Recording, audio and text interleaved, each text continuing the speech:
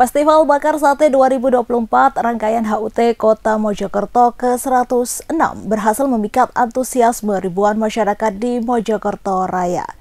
Pengunjung tampak memadati deretan stan Festival Bakar Sate yang dipusatkan di halaman parkir Gor Seni Majapahit, Kota Mojokerto, Senin 17 Juni 2024 malam.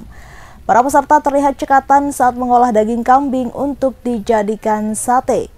Aroma asap tercium dari sajian sate dengan bumbu lezat yang dibakar di atas arang.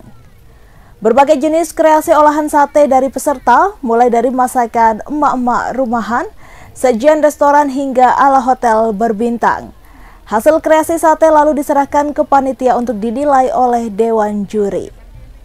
Di sela penjurian itu, hadir PJ Wali Kota Mojokerto Muhammad Ali Kuncoro didampingi Nia Wayanti berkeliling ke seluruh stan bakar sate. Mereka pun menyaksikan langsung proses pengolahan sate dan kreasi yel-yel dari peserta Festival Bakar Sate. Keduanya juga mencicipi kreasi sate tersebut. Peserta Festival Bakar Sate dari seluruh OPD, kecamatan, kelurahan, RSUD, sekolah, dan masyarakat termasuk rumah makan tersohor di Kota Mojokerto. Festival Bakar Sate ini sudah digelar 4 kali oleh pemerintah Kota Mojokerto yang bertepatan dengan Hari Raya Idul Adha. Bahkan dikatakan Ali Kuncoro, Festival Bakar Sate dapat menjadi agenda tahunan yang sangat potensial untuk menarik wisatawan ke Kota Mojokerto. Menurut Ali, Pemda dan stakeholder diharapkan memberikan perhatian penuh terkait anggaran sehingga pelaksanaan Festival Bakar Sate semakin semarak di tahun 2025 mendatang. Ali Kuncoro mengungkapkan ia optimis adanya support masif pada penyelenggaraan Festival Bakar Sate akan memberikan dampak yang baik bagi Kota Mojokerto. Terlebih, kreasi dalam olahan sate dapat berdampak positif bagi pemerintah Kota Mojokerto dan juga masyarakat setempat.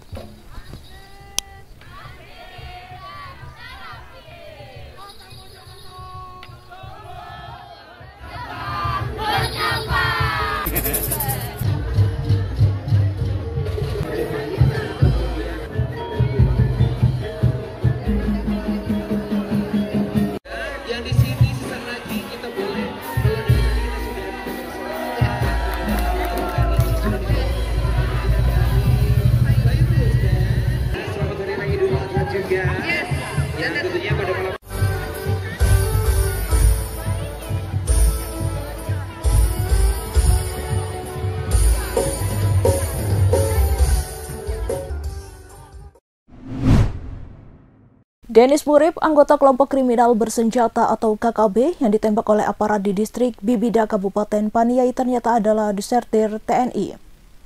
Panglima Komando Gabungan Wilayah Pertahanan atau Kogab Wilhan III, Legend TNI Richard Tampu Bolon mengungkapkan, Dennis terakhir berpangkat prajurit 2 atau Prada dan pernah bertugas di Satgas Yonif 527 Baladibya Yuda Kodam 5 Brawijaya dan melaksanakan tugas operasi militer di Papua Senin 17 Juni 2024.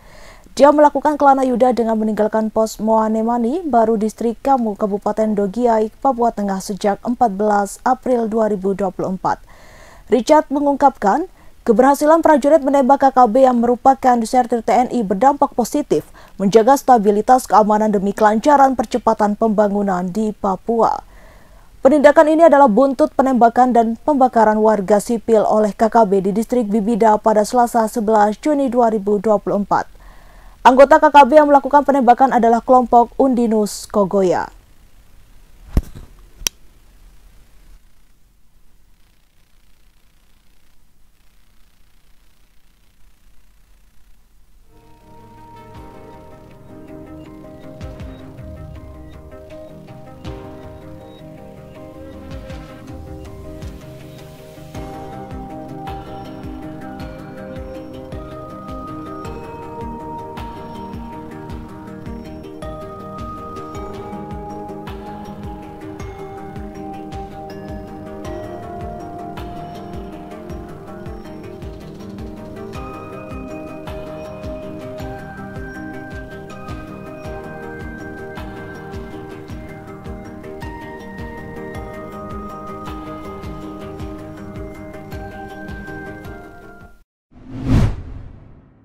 Kapolri Jenderal Listio Sigit Prabowo memberi atensi terhadap pengusutan kasus Vina. Bahkan, Listio Sigit memerintahkan Propam Mabes Polri untuk memeriksa ayah Eki, Ibtu Rudiana. Dikutip dari tribunnews.com, hal itu disampaikan oleh penasihat ahli Kapolri Irjen Purnawirawan Arianto Sutadi. Ia mengatakan Kapolri memerintahkan Propam dan Irwasum Polri untuk turun langsung menangani kasus pembunuhan Vina dan Eki. Sehingga Ibtu Rudiana telah diperiksa oleh Propam Mabes Polri secara langsung. Namun hingga saat ini belum dibeberkan hasil dari pemeriksaan tersebut. Arianto juga mengaku tak mendengar persis hasil pemeriksaan yang telah dijalani ayah Eki. Namun menurutnya menjadi suatu hal yang wajar jika Ibtu Rudiana diperiksa oleh Propam. Pasalnya, Ibtu Rudiana terlibat dalam proses penangkapan terpidana kasus Vina pada tahun 2016 silam. Terlebih, kini muncul dugaan Ibtu Rudiana melakukan rekayasa pada proses hukum kasus pembunuhan tersebut. Meski demikian, Arianto enggan gegabah menuding Ibtu Rudiana terlibat dalam rekayasa kasus kematian Vina dan juga Eki. Usulan pemberian bantuan sosial untuk korban judi online dipertanyakan dan menuai kritik banyak pihak. Langkah tersebut dianggap tak tepat untuk menyelesaikan persoalan judi online yang kian meresahkan. Senin 17 Juni 2024, Menteri Koordinator Bidang Pembangunan Manusia dan Kebudayaan Muhadjir Effendi menyampaikan, sasaran penerima bansos terkait judi online yang dimaksud dalam usulannya yakni pihak keluarga dari pelaku. Sebab, anak, istri atau suami dari pelaku judi online beresiko ikut terdampak dan juga merugi. Kemudian, mereka beresiko menjadi keluarga miskin baru yang perlu ditangani oleh pemerintah. Menurut Muhadjir, usulan pribadinya terkait pemberian bansos bagi pihak-pihak tersebut tetap harus dibahas lebih lanjut bersama Menteri Sosial Tri Risma hari ini.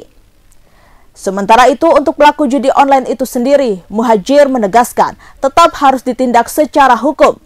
Sebab judi online adalah suatu tindak pidana.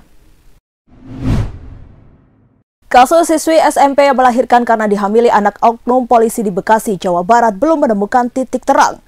Terbaru, pelaku masih kerap hubungi korban untuk mengajak untuk bertemu. Kuasa hukum korban di Kayos Mengapul Sirait mengatakan, kliennya berinisial P 15 tahun masih kerap dihubungi melalui pesan singkat oleh pelaku berinisial R 18 tahun pada Selasa 18 Juni 2024. Selama berusaha menghubungi korban, tidak ada perkataan yang menjanjikan dari pelaku untuk bertanggung jawab. Dia justru menceritakan kondisinya usai menghamili korban di luar nikah. Merasa disalahkan oleh keluarga apalagi ayahnya yang merupakan anggota polisi. Di Kayos memastikan korban saat ini sudah tak lagi berkomunikasi lantaran ponselnya rusak. Sebelumnya diberitakan, remaja putri berinisial P dihamili kekasihnya berinisial R yang merupakan anak anggota Polri. Korban baru ketahuan hamil setelah usia kandungannya 4 bulan. Orang tua kedua belah pihak akhirnya bertemu mencari solusi. Setelah anak hasil hubungan di luar nikah lahir, pelaku dan keluarganya pun tak ada itikat baik membahas solusi terbaik. Bahkan, janji untuk bertanggung jawab atas biaya persalinan pun tak ditepati oleh pelaku dan juga keluarganya. Atas dasar itu, orang tua korban melaporkan R ke Polres Metro Bekasi atas dugaan tindak pidana perlindungan anak. Selain itu, ayah R yang merupakan anggota aktif Polres Metro Bekasi Kota turut dilaporkan ke Paminal. Umat Islam di seluruh dunia termasuk Palestina merayakan Hari Raya Idul Adha 1445 Hijriah pada Senin 17 Juni 2024. Umumnya Idul Adha identik dengan sholat id di masjid, penyembelihan hewan kurban, serta perayaan yang penuh sukacita. Namun sayangnya kondisi tersebut tak berlaku di Palestina yang tengah berkonflik dengan Israel. Warga Palestina mengalami keterbatasan akibat tindakan tentara Israel yang melancarkan perang besar di jalur Gaza. Hal ini dilakukan untuk membalas serangan Hamas ke pangkalan militer dan pemukiman Israel pada 7 Oktober 2023. 8 bulan setelah perang dimulai, lebih dari 37.000 warga Palestina meninggal dunia dan 85.372 orang terluka. Warga yang tersisa merayakan Idul Adha dengan kesedihan dan juga keterbatasan. Sementara itu, Bahjat Mansur, lelaki berusia 46 tahun asal Kiem Jabalia di Gaza Utara yang setiap tahunnya membeli hewan kurban setiap Idul Adha, tahun ini terpaksa tidak melakukannya karena harga yang melonjak tinggi. Bagi Mansur, Idul Adha kali ini adalah hari yang paling menyedihkan bagi dirinya dan juga keluarganya. Bukan hanya karena tak bisa berkurban, tetapi ia juga telah kehilangan 20 anggota keluarganya akibat perang. Akibat perang ini juga membuat harga hewan kurban melonjak. Kenaikan harga ternak di Gaza bagian utara bukan tanpa alasan.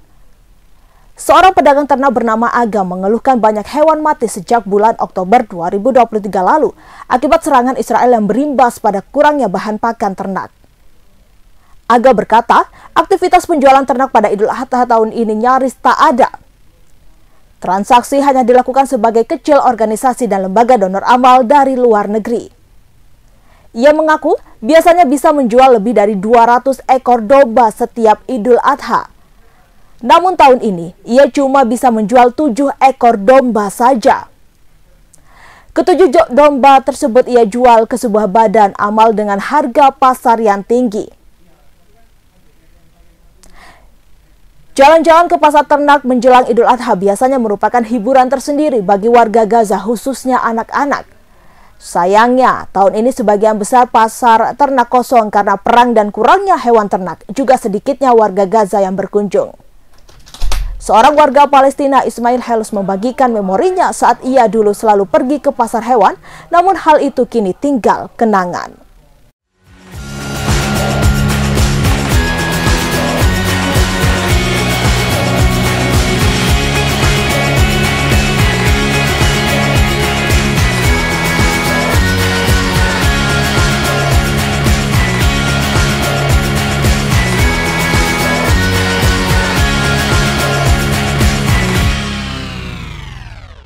Download Tribun X sekarang, menghadirkan lokal menjadi Indonesia.